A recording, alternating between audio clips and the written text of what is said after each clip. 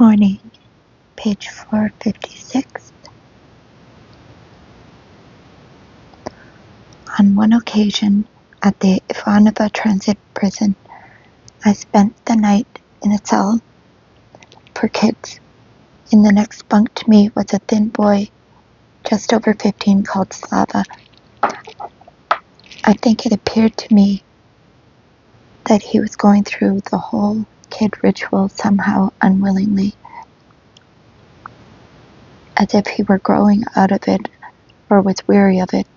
I thought to myself, this boy has not perished and is more intelligent, and he will soon move away from the others. And we had a chat. The boy came from Kiev. One of his parents had died and the other abandoned him. Before the war, at the age of 9, Slava began to steal. He also stole when our army came, and after the war, and with a sad, thoughtful smile, which was so old for 15, he explained to me that in the future too, he intended to live only by thievery. You know, he explained to me very reasonably that as a worker you can earn only bread and water, and my childhood was bad, so I want to live well. What did you do during the German occupation? I asked, trying to fill in the 2 years he had bypassed without describing them. The 2 years of the occupation of Kiev. He shook his head. Under the Germans I worked. What do you think? That I could have gone on stealing under the Germans? They shot you on the spot for that. And in adult camps too, the kids retained as a principal characteristic of their conduct their corrected action in attack, their concerted action in attack, and their concerted action in resistance. This made them strong and freed them from restrictions.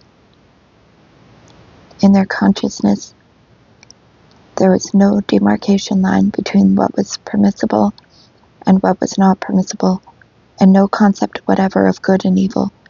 For them, everything that they desired was good, and everything that hindered them was bad.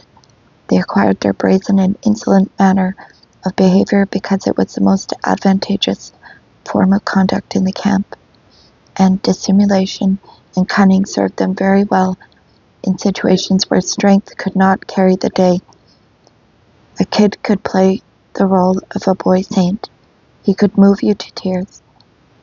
And all the while his comrades ransacked your bag behind your back. That rancorous company of theirs could wreak its vengeance on anyone at all, and just so as not to get mixed up with that horde, no one would come to the aid of their victim. When their purpose had been attained and their enemies divided, the kids would hurl themselves in a pack on a single victim, and they were invincible. So many of them would attack at once that you couldn't even single them out.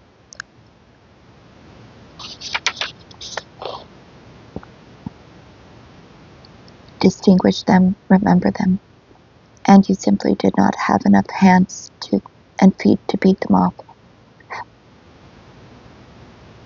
Here, as recounted by A.Y. Susi, are several pictures from Krivoshekova, penalty camp number 2 of Novosibirsk. Life was lived in enormous, half-dark dugouts for 500 each, which had been dug into the earth to a depth of 5 feet. The chiefs did not interfere with the life inside the compound.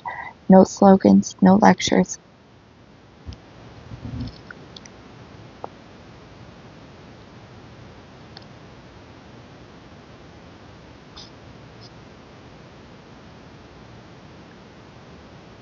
The thieves and kids held sway.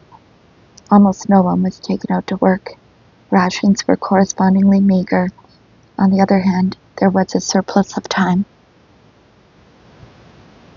One day, they were bringing a bread box from the bread cutting room. Under the guard of brigade members, the kids started a fake fight in front of the box itself, started shoving one another, and tipped the box over. The brigade members hurled themselves on the bread ration to pick it up from the ground. Out of 20 rations, they managed to save only 14, The fighting kids were nowhere to be seen.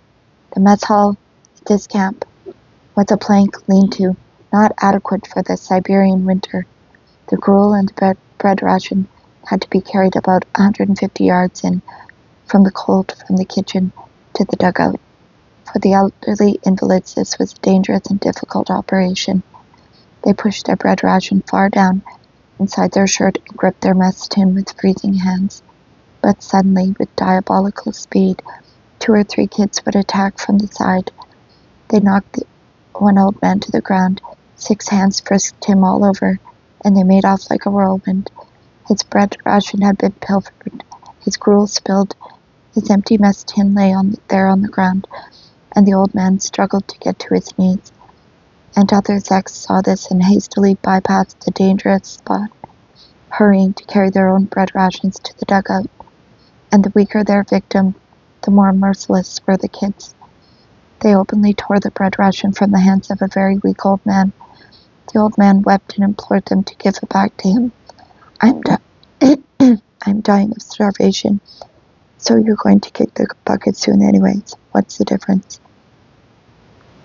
And the kids once decided to attack the invalids in the cold, empty building in front of the kitchen, where there was always a mob of people. The gang would hurl the victim to the ground, sit on his hands, his legs, and his head, search his pockets, take his makhorka, his money, and then disappear. The big, strong Latvian Martinson was careless enough to appear in the compound wearing the high brown leather boots of an English aviator, which were laced over the hooks up to knee height.